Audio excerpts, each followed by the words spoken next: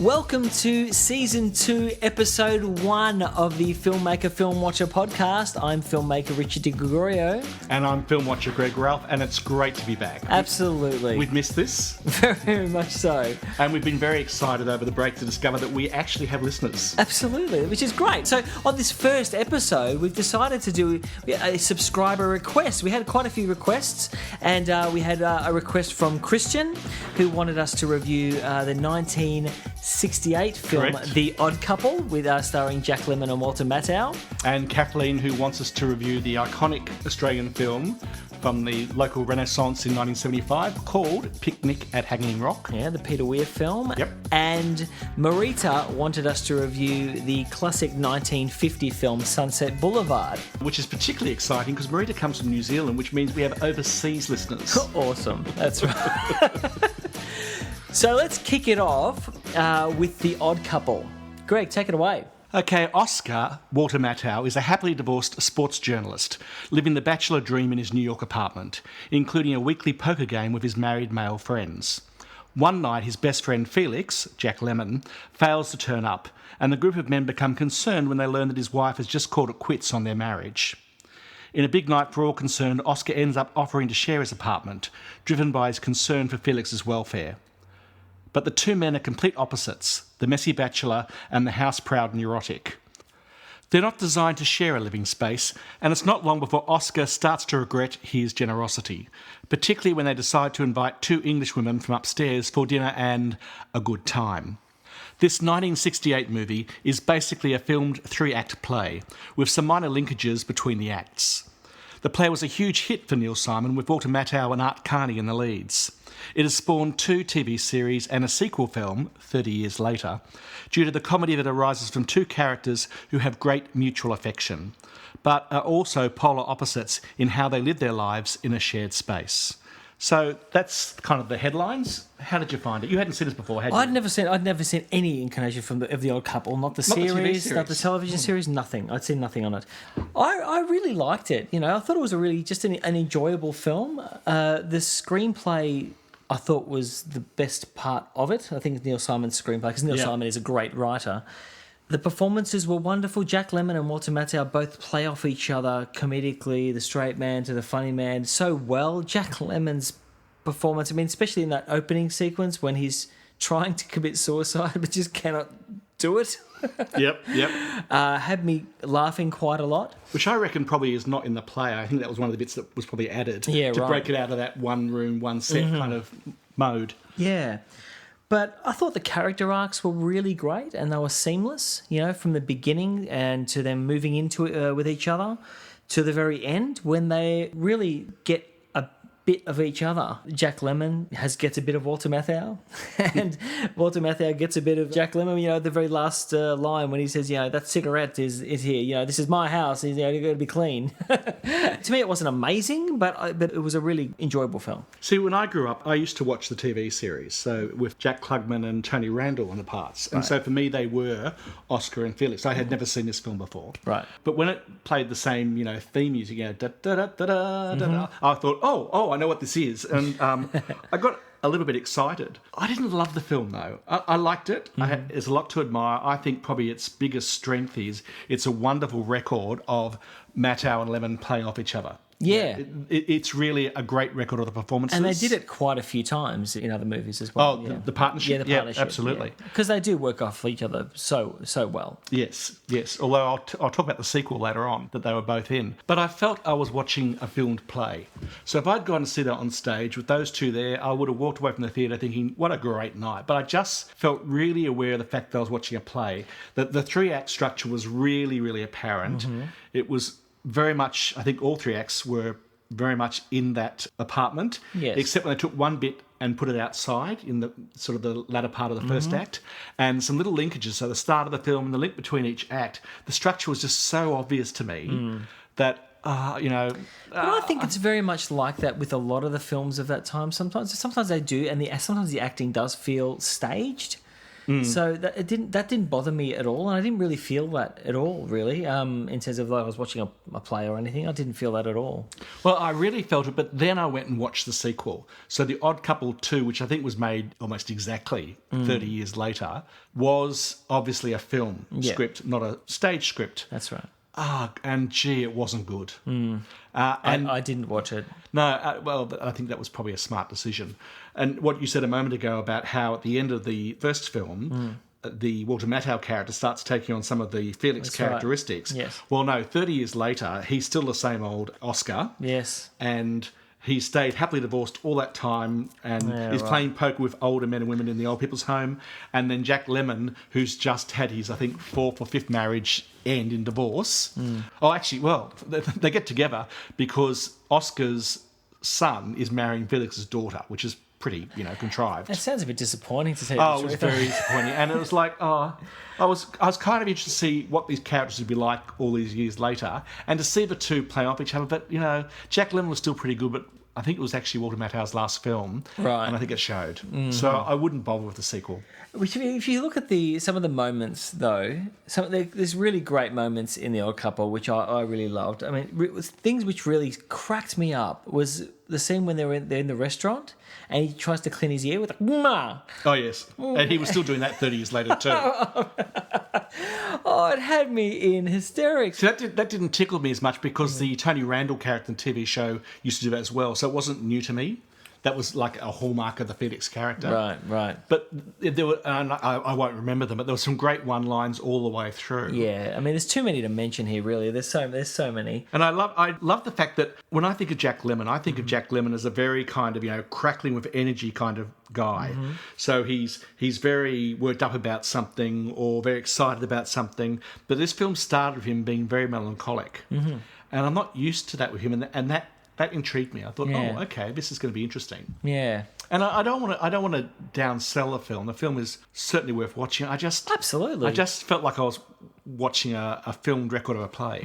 When he meets the women and that gets them depressed is another moment which I really loved. Well, the supporting characters who are the men playing poker, they were fine. And I've seen those actors in different things, and they did what they need to do. But the two women, Cecily and Gwendolyn, which coincidentally are the female characters from The Importance of Being Earnest, which apparently was just an accident. But they were great. And those same actresses came back some years later, and they were the female geese in Disney's Aristocats. Were they? Yeah. Oh, fantastic. That's a great film. And they were great. I couldn't even tell you their names, and I probably should double-check them, but they were wonderful in the parts. Yeah. And the way that they took the moods upward, that they were really giggly and a bit sort of shallow, and then they would get sad because of what Felix was talking about, and they'd be very supportive, and then they're the people he goes to stay with when things aren't going well. And look, they were really good, those two. I think the film really is for recently divorced men and learning to cope with it all. I think this is like the film to watch. I think, well, in some ways, there was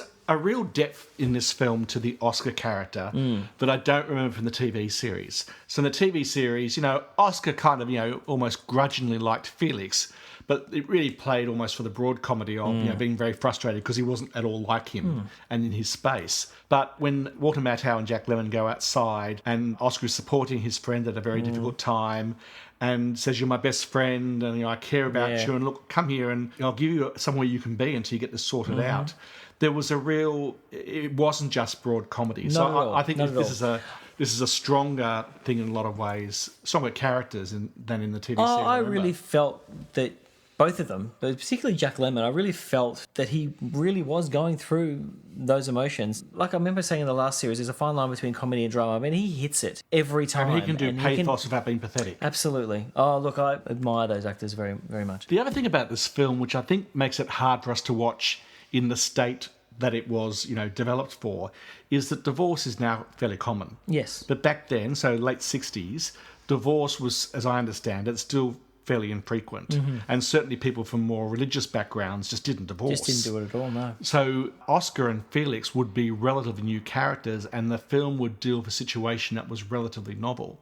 I'd like to think that maybe men who went through divorce back then might have got something out of it too.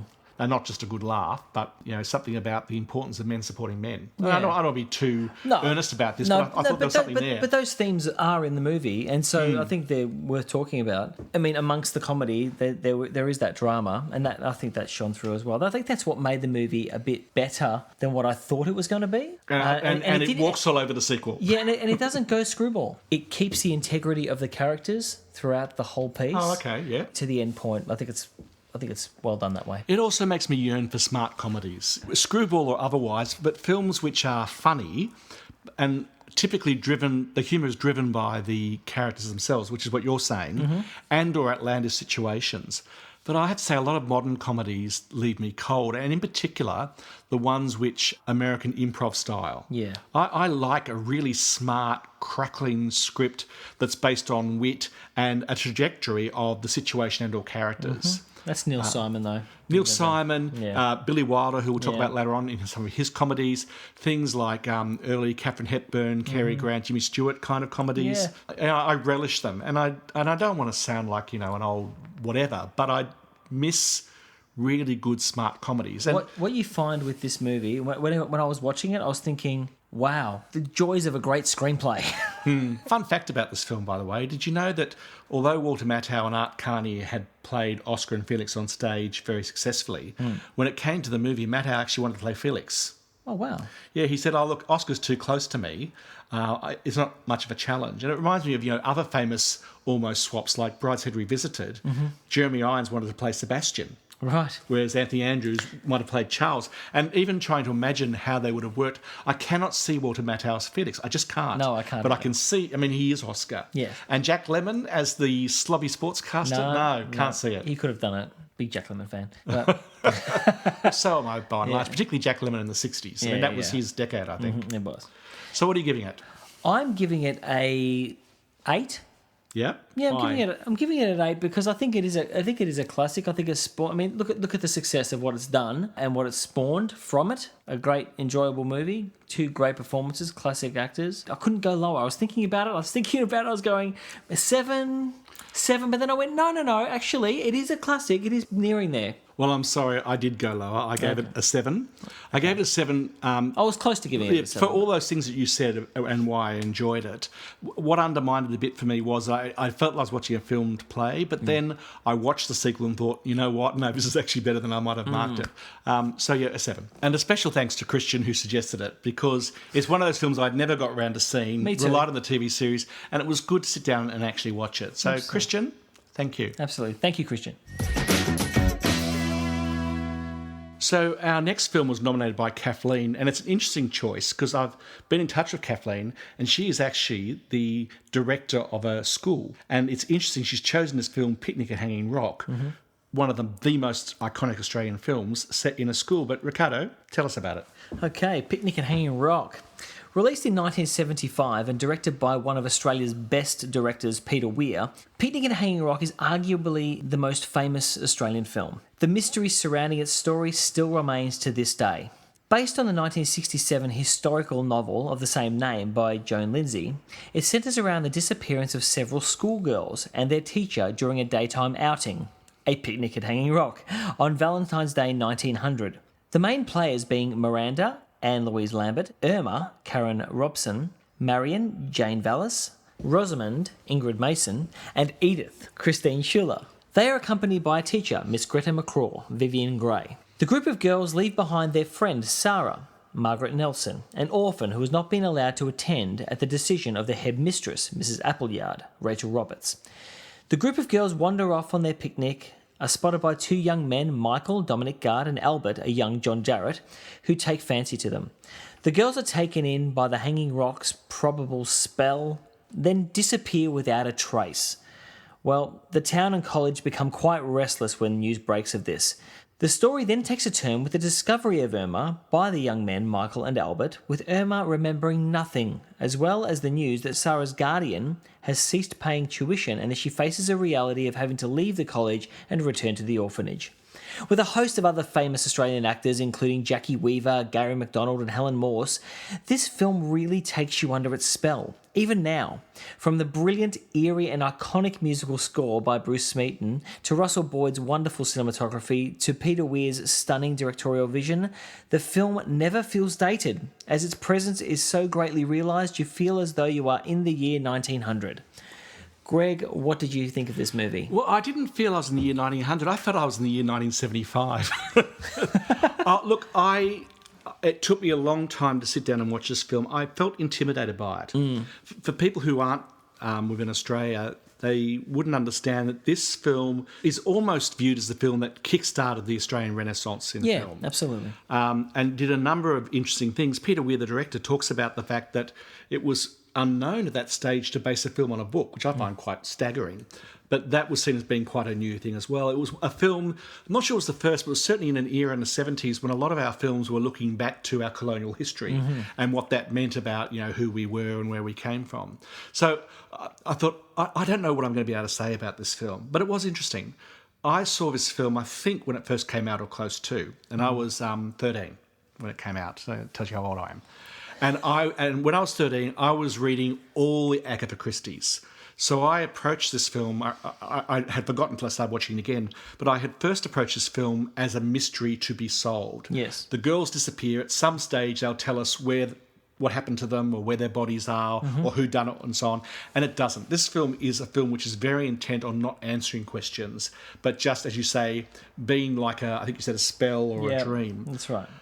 So I didn't watch it this way around, and it's interesting because you and I think, actually both watched the director's cut. And this director's cut is the complete antithesis to the one we talked about last season, Cinema Paradiso. That's right. Where the director's cut threw almost another hour of content in. It did. This one takes scenes out. Yeah, it did. And I watched the scenes the other night after I watched this, and I remembered these scenes. And he's really trying to take out possibilities and make it much more mysterious and unable to be known.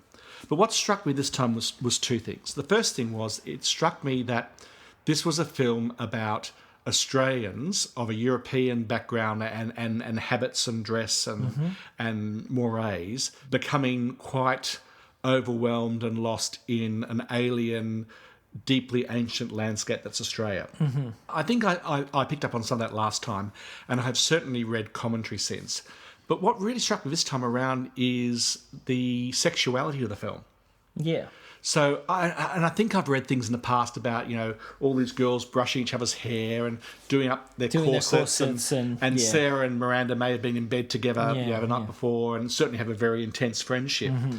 But I was really aware of those things. But even the scene where Michael and Bertie, the two men, at the base of Hanging Rock during the picnic, are sharing a bottle of wine. And it's almost like I don't want to be too over the top about this, but it's almost like they're kissing through the bottle. And I know that the part where Michael doesn't wipe the bottle to drink from it is a reference to the fact they are not necessarily of separate classes. Yeah. But I also thought, I feel like there's something else going on in here. And in fact, there's quite a lot of sexual references in the film. So you have the Jackie Weaver and Tony Llewellyn characters, who are the maid and the gardener, having a very straight, affectionate sexual relationship. They're in bed, I think, a couple of times. And they're some of the most grounded characters in the whole film. Yeah, they are. And you've got all these other people who are quite obviously repressed, knowingly or unknowingly, who become undone when they release, or let's not say just sexuality, but their emotions as well. And I think the best symbol of that, well, there's probably two. The first one is the very obvious one that the people who are overwhelmed by the rock and or disappear lose their outer garments. So the girls remove their stockings, which is pretty unheard of because they wouldn't even let their gloves off till they left town. Absolutely, yeah. And when Michael gets lost in the rock, same thing happens to him. And in the alternate ending to the film, where Rachel Roberts' character, Mrs. Appleyard, goes to the rock, same thing happens to her.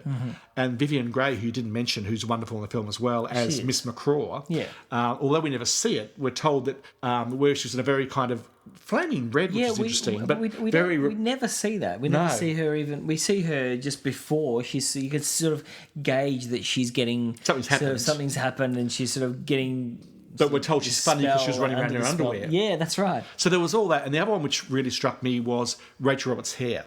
Now, her hair was almost a character in the film. It's this superb helmet of hair I've never seen in anything else in my life. She's wonderful. Even when she goes to bed. Yeah. When she goes to bed, she's got this helmet of hair, but towards the end, it starts unravelling from around her head. Yeah, right. Oh, geez, I didn't actually notice that. As a visual symbol. And yet, at the very end, when she's that marvellous shot of her, all in black with the veil, sitting behind her desk, it's all back in place again. She's almost comatose in that scene. Yes.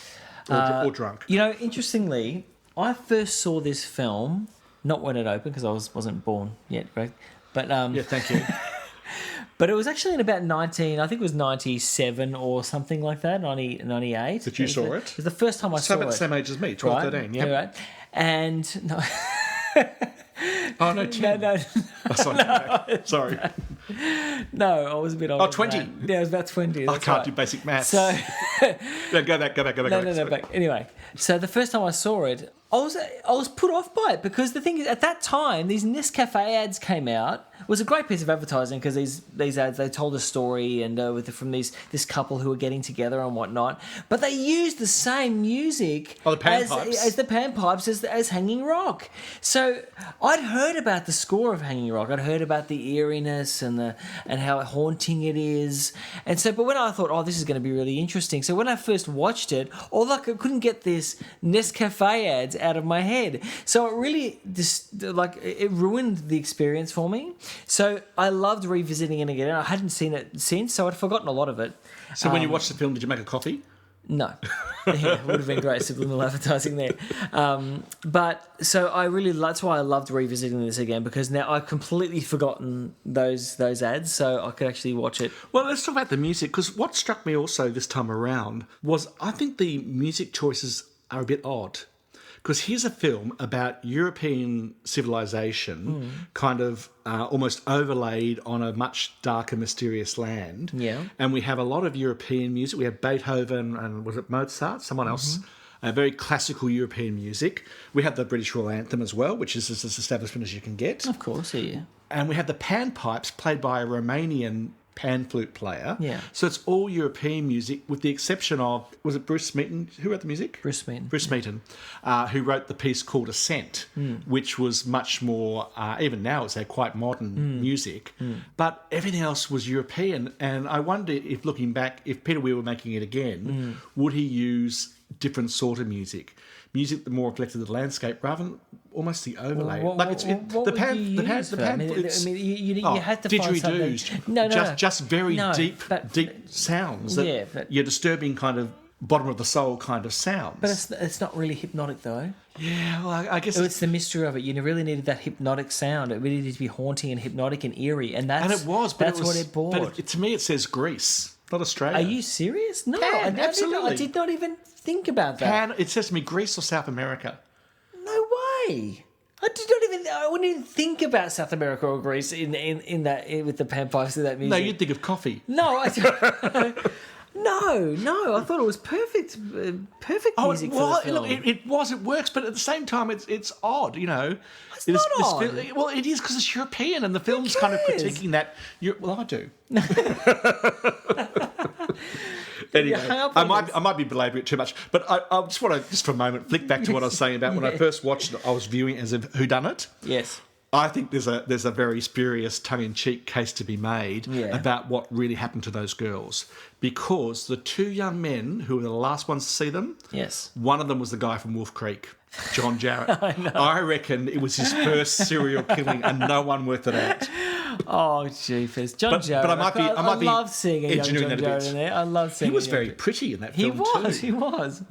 I think the film is visually stunning from the cinematography point of view, and the sepia tones, the soft focus, creates that sort of dreamlike atmosphere, and it suits the Australian landscape really well. But Peter Weir's direction is quite restrained. He doesn't move the camera too much, and if he does move it, it's for a reason.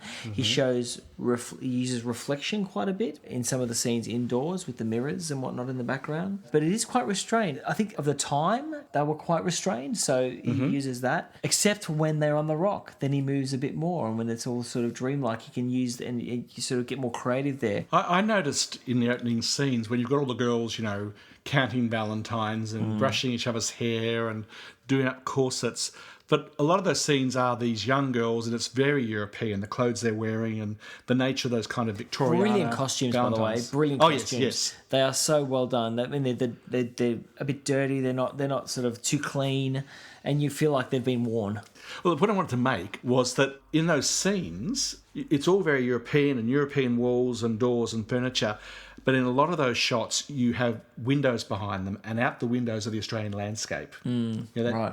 That juxtaposition almost of the themes that are to come, I thought was very interesting. And then you've got the headmistress there talking about her days in Bournemouth. Oh, when she's plastered. Harking back to a day. I don't know what to make of Mrs. Appleyard. I find her a difficult character, and my problem with this film, despite all its strengths, is I don't think it knew how to end itself. And I think that's the book, really. Well, it is. But the thing was, when Joan Lindsay wrote the book, she knew what the ending was. Mm-hmm. But she refused to tell Peter Weir, even though he asked her. She refused to tell him, and he had to make the film not actually knowing what happened to them. And so that adds the mystery to it, though. No, it really does. There were bits in the latter part of the film that just didn't work for me. For example, the scene in the calisthenics room. Yes. I thought it was a great idea, but it was something that was just a bit clumsy about that. I felt that really came out of nowhere. Yeah, and it was heavy-handed. And heavy-handed, yeah, I did. I found that too. And I don't understand. There are two parts of the story I just don't understand. But it was like the Rock had this sort of effect on, and still has this effect on them. They were all there. But the pianist was involved in that too, and Miss Lumley, she didn't go to the Rock. No, she didn't. No. And I wasn't quite sure what she was doing in that scene either. And then apologising for tying Sarah to the door because of her poor posture. It was kind of like, okay, I don't quite understand the psychology of what's going on here. Yeah. But there was a lot made of the fact that Bertie, John Jarrett, and Sarah were actually long separated brother and sister from the orphanage. Now that... And the mysterious benefactor who stopped paying for Sarah's education, Mr. That's Cosgrove. Right. Yes. And the fact she then appears to him in a dream. Yes. Smelling of pansies, her favourite flower. Yeah. All that, I thought, if this is trying to tell me something, I'm just not getting it. Well, it's a turning point in the story, really, because it's about the disappearance of these girls on this haunting, mysterious, hanging rock, and then it sort of turns into a story about Sarah the other bit I didn't understand was Sarah and Mrs. Appleyard. I didn't quite get what was going on there. No, I never sort of understood why she wasn't allowed to go. And Mrs. Appleyard, what did she do? The first time I saw it was quite a harsh, stern figure. This time I thought there was more sensitivity that I picked up in the character. The fact that and a lot of repression going on. Yeah, the fact she had that drawer of those sentimental knickknacks that she'd hidden in her desk. And the fact that she had to rehearse how she was going to say to Sarah that she had to leave. So I got that, but I didn't understand why did she tell others that she'd packed up Sarah's stuff and that Mr. Cosgrove had come and got her in the night. Did she push her out the window? Did she know she jumped out the window? Yeah, I don't know. All that just did not make sense. No, I don't know. Maybe she didn't know where she was. Maybe she knew she was gone and she didn't know where she was and just... maybe. Yeah. Look, again, there's a lot of questions and a lot of answers. But you know what? I'm comfortable not what happened to the girls because the girls were in a mysterious place and kind of disappeared into the rock. And we'll come back to what the book actually said happened. Yeah. The final chapter. Well, there was a final chapter, yeah. But just to follow Miss Appleyard and Sarah for a moment, I just didn't understand there were these relationships and there were things that are going on in Bertie that just made no sense. And that wasn't in the realm of the mysterious. That was in the realm of, you haven't explained this very well for me. Right. But let's go to the final chapter. So, hang on a minute. Firstly, I just want to say that with the rocks themselves, I just love the way they are filmed because every rock looks like a face. I don't know if you noticed that, but they really look like faces. I can't wait to go up there. I actually want to go up there now, and I've never been there. You've never been there? No, never been. Oh, you have to wear a long white dress. So I've got maybe shave. And I've got to go up there now and see it for myself. I can't believe you haven't been there. I haven't been there, no. So the book by Joan Lindsay was actually based sort of on fact, or at least instigated by fact. There was a Miss McCraw at her school that had a day trip to Hanging Rock, and the girls got a bit muddy and bedraggled when they tried to cross a stream and fell in a bit. And this incident seems to have lodged in Joan Lindsay's mind. It's interesting that in the book and the film, everyone's watches stop. Yes, they do. Which suggests that, it's the timeless land and they're in this kind of special, almost Twilight Zone space. Yeah, well, that's right. Joan Lindsay apparently was very funny about time. She couldn't remember when she was actually born. She had to find out from a researcher later in her life. She could be very vague about things. She gets the day of the week wrong. Valentine's Day 1900 was a Wednesday, and she makes it a Saturday. So there's stuff in there going on about time for her. But what happened, she had stipulated that the final chapter would be published 3 years after she died. So it was published in 1987, 12 years after the film. And what happens in the story is that the girls go through a kind of wormhole. Right. And I think, I hope I'm not imagining this, but I think they also get transformed into various creatures like a lizard and so on at some Or point a as well. swan. Well, I think the swan is quite interesting. Yeah. Because what's the one thing we know about swans in literature and mythology, apart from Leda and the Swan, is that swans mate for life. Michael was really struck by Miranda as soon as he saw her, crossing that little stream. And then she starts appearing to him as a swan. He's quite clearly obsessed with her. He's obsessed with her. And she appears as herself, and she appears on his bed in the middle of the night, which is a bit weird. They felt a bit sort of stuck in. The swan, when he wakes up and the swan's on his bed. I know. I was like, what? Yeah, there were some things like that I thought, and like the calisthenics scene, I thought were a bit clumsy. Yeah. And it'd be interesting to watch the non-director's cut to see if they feel as clumsy, whether something's been taken out. I remember that some of the scenes that were taken out suggested that, in fact, Michael and Emma might end up together. But that was taken out as being, I think, a bit of a distraction. I must say, the wormhole theory... Well, it wasn't a theory, that was what she wrote. Well, that's what she wrote. Well, yeah. I thought about that when I was watching it. I was going, they must have gone through this sort of other dimension or something like that. I mean, it really leads to this sort of other dimension or other world, scenario. But then how did Irma get back? And how did she get back? Why has she got a blow on her head and her feet are fine even though she's not wearing shoes and stockings? Yeah, a lot of questions there. Let's give it a score, because we have to score it. I mean, it is a classic Australian movie. Well, you went first last time, so I'll tell you. Yeah, please. For me, this is an 8. Mm-hmm. And I say, it is a bit hard as a Melbourne boy of a certain era, perhaps, to look at this film objectively, because there is so much about it. The white dresses, the long white dresses on Hanging Rock, the pan music, pan pipe music and so iconic. On. They're things that... They're so embedded here almost in the kind of cultural consciousness that it's hard to look at this film in its own right. And I say that's why I took a long time to sit down and actually watch it, because I felt a bit intimidated by that.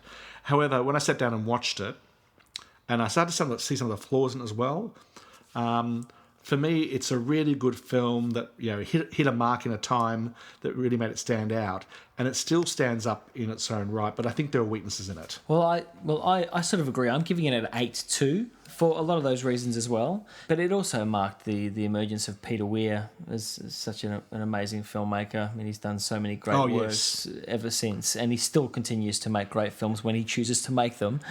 I read some interesting commentary about this film by Roger Ebert, who talks about the film and about Peter Weir as a director, and saying that Peter Weir seems to have a common theme in his films about people who are in a situation where they're the outsider or alien. And I think this film expressing that, and maybe even The Cars 8 Paris, are very much of that theme. And it's an interesting thing that he's picked up. I just think some of the execution can be a bit better. It actually makes sense, yeah, absolutely. So we need to say thank you to Kathleen. Thank you, Kathleen. Kathleen, if we ever meet you in a long white dress running around the rock, we'll be very concerned for your well-being. It's probably also worth mentioning that this is being remade as we speak. Foxtel here have announced that they're turning it into, I think it's a mini-series next year. Oh, wow. A 6-part mini-series will be broadcast in 2017. And I'm not sure that's a good idea. I think this film here still stands up, and I still think it's timeless, so I don't know why anybody would want to remake it. I still think it is a film they should just bottle and just keep and do not remake. I think there's a real potential for it to be dreadful. Anyway, Kathleen, thank you for making me stand up to my fears and actually watch this film in its own right. Thanks again, Kathleen. So the third film we're going to talk about here is from a subscriber, Marita, who wanted us to talk about Sunset Boulevard, the 1950 Billy Wilder film. So take it away, Greg. Norma Desmond, played by Gloria Swanson, was a big Hollywood star in the silent era. But the world of talking movies has forgotten her, and Norma has retreated with her immense wealth into a gothic world she's created in her Sunset Boulevard mansion, tended by her butler Max, Eric von Stroheim. Joe Gillis, William Holden, is an unsuccessful screenwriter who stumbles into Norma's world while escaping his creditors. Now in her 50s, Norma soon decides that Jo can achieve her triumphant return to Paramount Studios by fixing her script, where she is to play the young siren Delilah. Jo realises that this deluded woman is an easy meal ticket. first as her script doctor and then as her gigolo. At least, that's how it starts. For Joe is a man with conscience. Although, on the surface, Hollywood has made him cynical, he feels sorry for Norma, and increasingly guilty about using her. This makes him unique in a world where everyone, including Norma, seems to be quite comfortable using others for their own needs. As Joe realises his own decency and discovers love elsewhere with Betty, played by Nancy Olsen, he realises that he can no longer be part of Norma's delusion. But Norma will not easily let go of him or her dreams.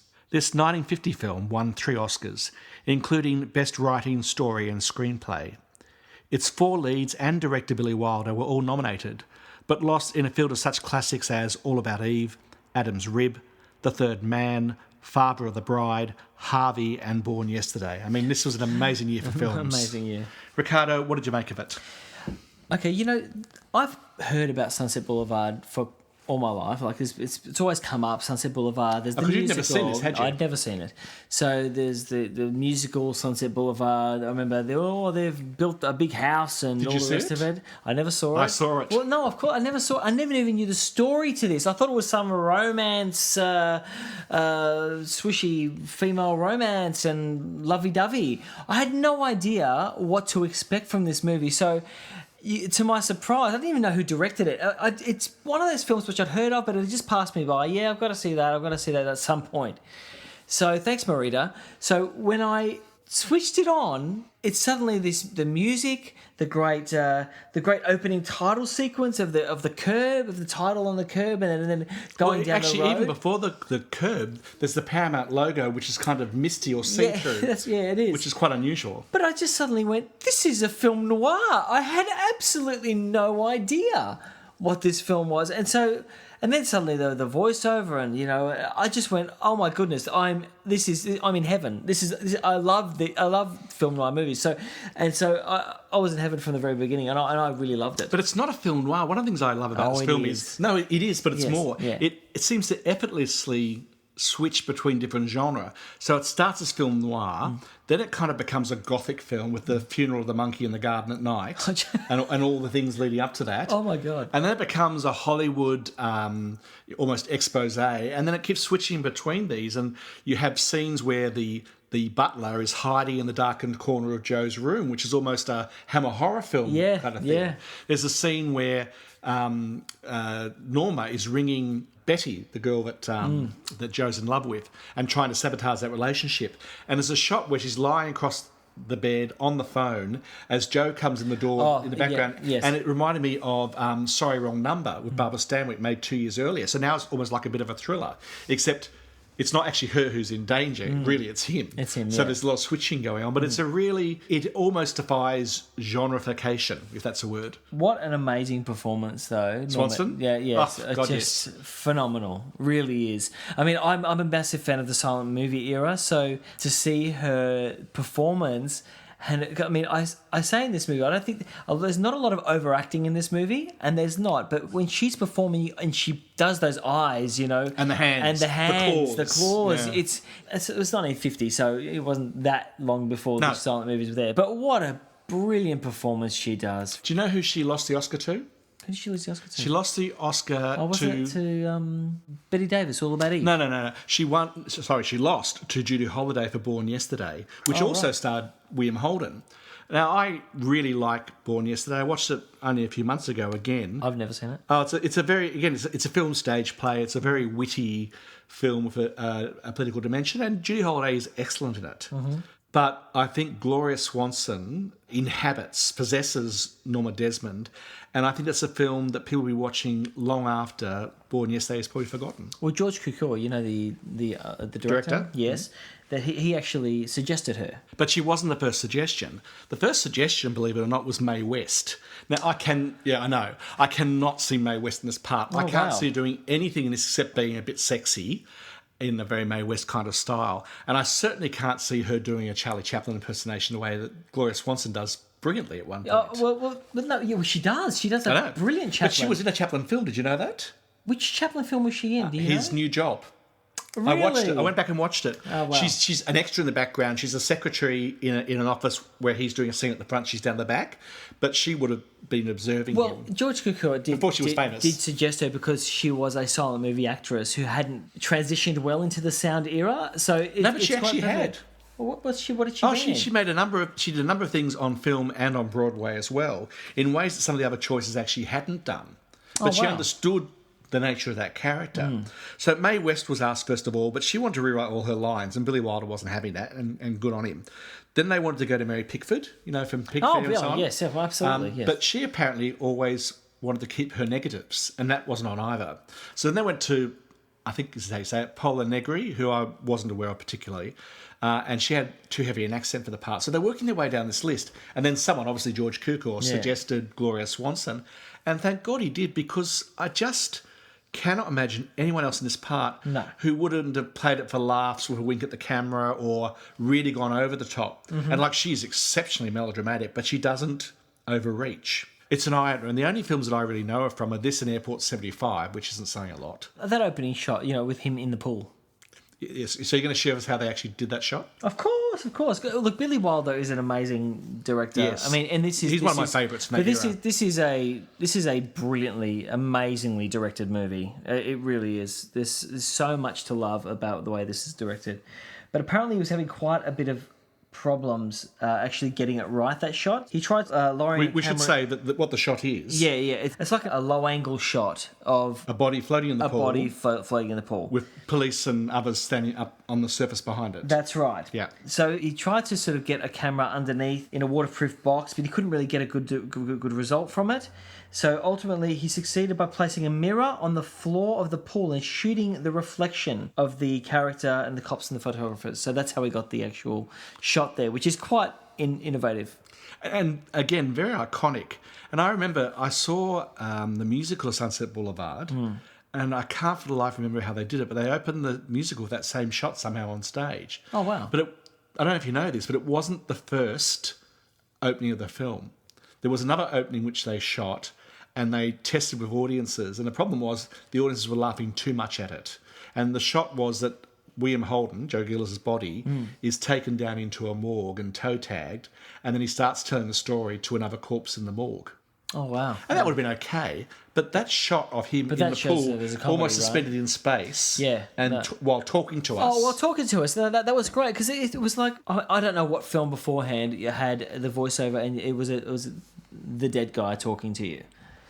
I don't know what other films did. What other film did that? But it's such a piss take on Hollywood. I don't know how they made it. I don't know how they got it funded. I don't know how they got certain people in the film. I don't know how. But Buster Keaton and Cecil B. DeMille. Oh my goodness! Well, but they're not the only ones. Yeah, I know. There's the other few as well. H.B. Warner. Yeah. Now the other guy. Do you know he's in a film that we've reviewed before? He plays the old pharmacist in It's a Wonderful Life. Does he? Who hits? Yes, Jimmy really. Stewart. That's him. That's him. And the woman, Anna Q. Nilsson. What's she been in? I don't know. She wasn't familiar. Well, she was in a number of silent films again with H.B. Warner, in fact. Oh wow, okay. Who's also in another film. I knew they were famous. I felt like sat there going, And Warner's... I know I should know you, but I don't. Well, Warner, I hadn't realised, is in another favoured Frank Capra film of mine, which we should do one day, Lost Horizon, where he plays Chang, who's kind of a Eurasian guy. I would never realise that's who he was. But going back to who's in it, not only them, but Hedda Hopper's in the film. Did you realise that? Do you know who Hedda Hopper was? I've heard of Hedda Hopper. Hedda Hopper and Luella Parsons were the two big Hollywood gossip columnists. Oh, right. So they're kind of referred to in that recent film, The Hound of Caesar, for example. Isn't it? Yeah, right. Well, she's the one on the phone in the bedroom upstairs towards the end, where the policeman's trying to get through on the line, right. and she's saying, "Get off the line, I'm doing something much more important." Yes, right. And that scene was originally conceived as having Hedda Hopper on one line and Luella Parsons on the other, who had a famous feud and enmity, trying to get over each other on the line to report their stories about this thing that's happened. But even though they couldn't get Luella Parsons, I think, first of all, it's great that Hedda Hopper's in it. Yeah. But the second thing is, and I hadn't realised it until I watched it this time around, she is standing directly behind Norma Desmond at the top of the staircase, where she says, "I'm ready for my close-up, Mr. Hill." Yeah. And Hedda Hopper, who represents everything I think that was bad and cynical about that era of Hollywood, is actually behind her, almost sort of pushing her down the staircase. And one of the things I love about this film is there is so much layers of meaning in this film that I became more attuned to this time around all throughout. And there are jokes in there that I hadn't realised were jokes. So when Joe Gillis and Betty Schaefer are working on the script together at night, and they go walking down the film set, she says, "This is my favourite street." Yeah. And, my mum did this and my dad did this at the studio. And William Holden says, "So you're second generation?" And she says, "Well, actually, no, I'm third generation because my grandmother was a stunt woman for Pearl Buck." Pearl Buck was a silent film actress who made The Perils of Pauline. Oh, right. And people back then thought that she and others did all their own stunts. It was a closely guarded secret that, in fact, they had stunt people. And Pearl Buck usually had a stunt man wearing a wig and everything else. And the whole story blew up because one of the stuntmen, the stunt went wrong, he hit his head in a bar and he died. And it all came out about how Pearl Buck was using stuntmen to play her. And here's this character saying, "My grandmother used to be a stuntwoman." I reckon that's a joke. And the references to Max Sennett's Bathing Beauties, there's stuff going on in there too, which I hadn't realised. Yeah, that's right. I still think that it is a piss take of Hollywood, but the thing is, so many truths about Hollywood in there, and I think that's the beauty of it. But there's also love in there. Town. It's even-handed. It is. It's very critical, and as you said before, how on earth did they get it made and get certain people to be in it? Absolutely. But at the same time, there's great affection, and Cecil B. DeMille comes very well out of this film. He really does. He's very compassionate. He came out of that as a very decent character. I think that's why he did it. Well, quite possibly, yes. But I will buy 5 old cars just so you leave her alone. Yes. Yeah. He cared about it, even though he'd never rung her in the interim. But when she kind of pops up on his radar again, he's very compassionate about who she is. She helped build the studio, and off her name. So, the respect has to be there. And there's some other interesting things happening in that scene as well. And again, it's this thing about being lots of symbols scattered across the film. So when she's there, one of the first things that happens while she's waiting is she gets hit in the head with her boom mic. You remember that? When she's wearing a big feathered hat. Yes, that's right. Yes, that's right. Yes, what this is saying is that here's someone who couldn't cope with talkies. Yes. And the microphone's kind of having another go at her while she's there. Or when the guy, his name Bug Eyes or something, was up in the rafters and turns the spotlight onto her. And then all the people go around her, the older people who recognise her, and they're fussing over her and she's getting her dream come true. But then the light goes away and they all melt away again. Yeah, that's right. And when William Holden first arrives at the mansion, she's burying her pet monkey. And there's an organ which is playing by itself in the room. So you've got the organ and the monkey. The monkey has died, and Joe is becoming the new monkey. Yeah, well, that's... there are things all the way through right. that really bear up to repeated viewings. And for me, it's a little bit... I don't want to be pretentious about this, but for me, it's a bit like some of the old masters' paintings. There's all these symbols in there where you get the surface kind of picture, and then you see there's other things actually being communicated in it. And I feel the same way about this film. Oh, some great lines in it as well. One of my favourite lines was, "That's the trouble with you readers, you know all the plots."